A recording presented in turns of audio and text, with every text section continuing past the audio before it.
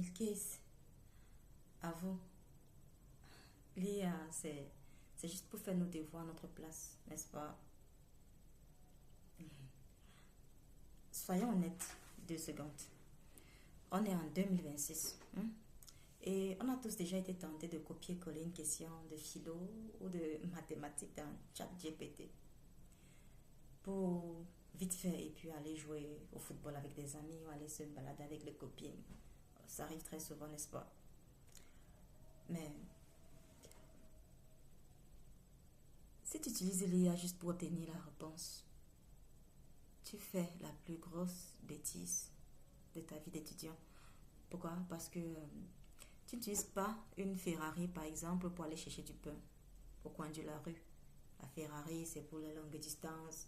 Et là, donc, ChatGPT, c'est un peu comme la Ferrari que tu utilises et puis tu vas juste à côté, au bord de la rue, et puis tu prends du pain. Tu vois un peu que tu gaspilles des ressources. Alors, aujourd'hui, je vais te montrer comment utiliser l'IA pour devenir véritablement intelligent. Pas juste pour avoir une bonne note au devoir, pas juste pour passer le devoir vite fait, bien fait, non. Je vais te donner 3 méthodes concrètes pour que l'IA devienne ton coach personnel. Voilà, bon, ton tuteur, ton accélérateur de carrière, bon, tout ce que tu veux en fait. Reste bien jusqu'à la fin, jusqu'à la troisième astuce, jusqu'à la troisième méthode. Parce que c'est elle qui va changer ta façon de réviser pour ton baccalauréat ou probatoire. Alors, n'importe quel examen que tu composes. Allons-y. Allez, on plonge. Pourquoi aller à l'école? C'est ton meilleur allié et pas une béquille pour tricher. Pourquoi? Première méthode, utilise l'IA comme le tuteur que tu n'as jamais eu. On sait, c'est pas donné, c'est pas tout le monde qui a le luxe d'avoir un tuteur, n'est-ce pas? Un prof en classe a 60 élèves et il ne peut pas s'arrêter chaque fois pour expliquer, demander à chacun, est-ce que tu as compris? Est-ce que la fonction dérivée, tu as cerné, etc. Bon, au lieu de demander à l'IA, donne-moi la réponse à l'exercice 4, demande-lui de t'expliquer le concept. Écoute bien.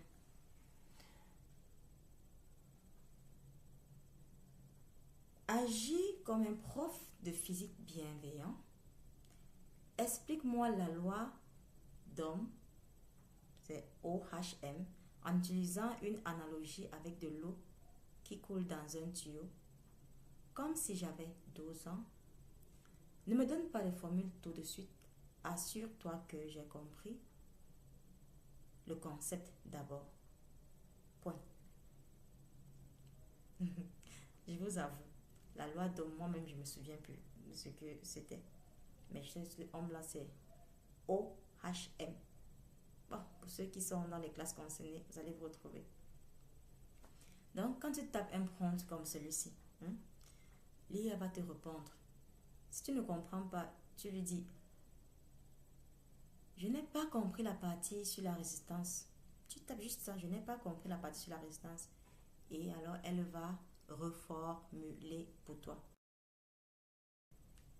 Et donc, c'est ça la magie.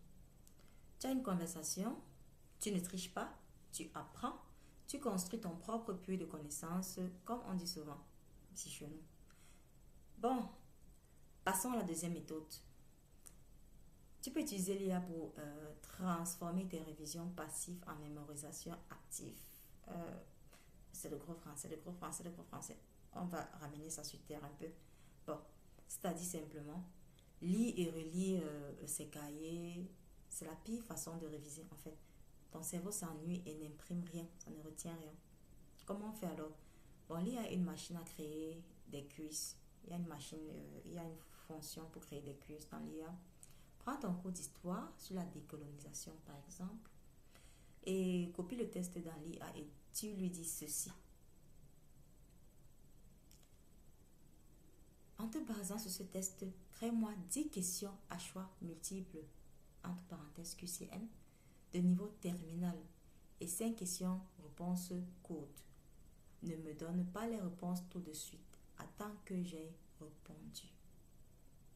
Tu vois? Et là, tu arrêtes ton prompt.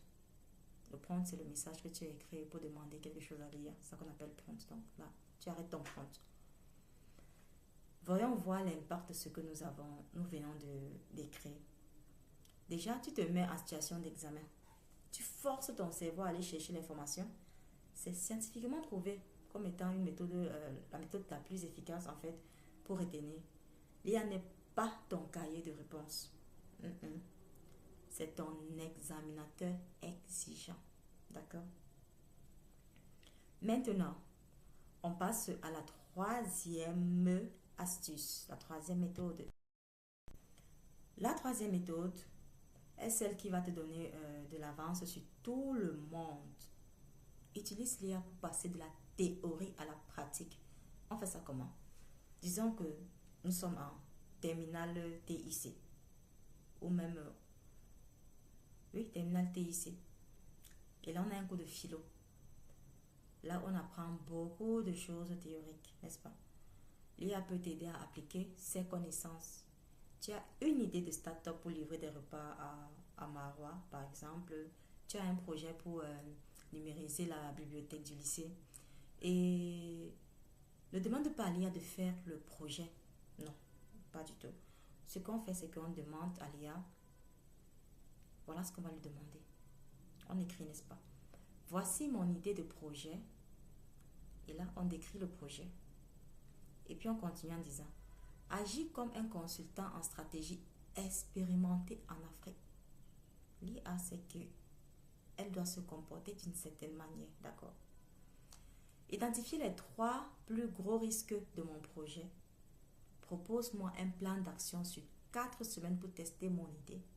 Et liste-moi les compétences numériques gratuites que je dois apprendre pour réussir. Ça, c'est du lourd. Ça, c'est du lourd. Avec cette astuce-ci, l'IA devient ton mentor et elle te donne la méthode. Toi, tu fournis le travail, tu fournis la sueur et la connaissance du terrain camerounais. Parce que l'IA ne sait pas forcément ce qui se passe sur le terrain. C'est ça, l'IA responsable. La troisième méthode est celle qui va te donner de l'avance sur tout le monde. Utilise l'IA pour passer de la théorie à la pratique. On fait ça comment? Disons que nous sommes en terminale TIC ou même, oui, terminale TIC. Et là, on a un cours de philo. Là, on apprend beaucoup de choses théoriques, n'est-ce pas? L'IA peut t'aider à appliquer ses connaissances. Tu as une idée de start-up pour livrer des repas à Marois, par exemple. Tu as un projet pour numériser la bibliothèque du lycée. Et ne demande pas à l'IA de faire le projet. Non, pas du tout. Ce qu'on fait, c'est qu'on demande à l'IA, voilà ce qu'on va lui demander. On écrit, n'est-ce pas? Voici mon idée de projet. Et là, on décrit le projet. Et puis, on continue en disant, agis comme un consultant en stratégie expérimenté en Afrique. L'IA, c'est que elle doit se comporter d'une certaine manière, d'accord? Identifier les 3 plus gros risques de mon projet. Propose-moi un plan d'action sur 4 semaines pour tester mon idée. Et liste-moi les compétences numériques gratuites que je dois apprendre pour réussir. Ça, c'est du lourd. Ça, c'est du lourd. Avec cette astuce-ci, l'IA devient ton mentor et elle te donne la méthode. Toi, tu fournis le travail, tu fournis la sueur et la connaissance du terrain camerounais. Parce que l'IA ne sait pas forcément ce qui se passe sur le terrain. C'est ça, l'IA responsable. On va résumer.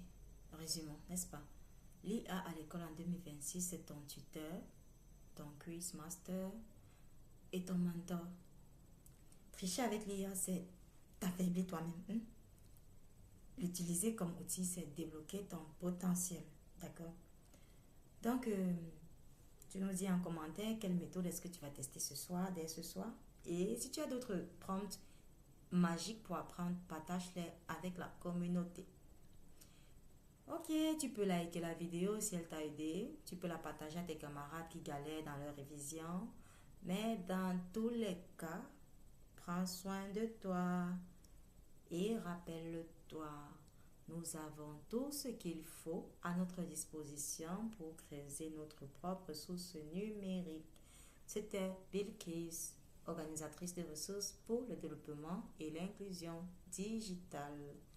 À très vite pour une prochaine vidéo. Ciao, ciao.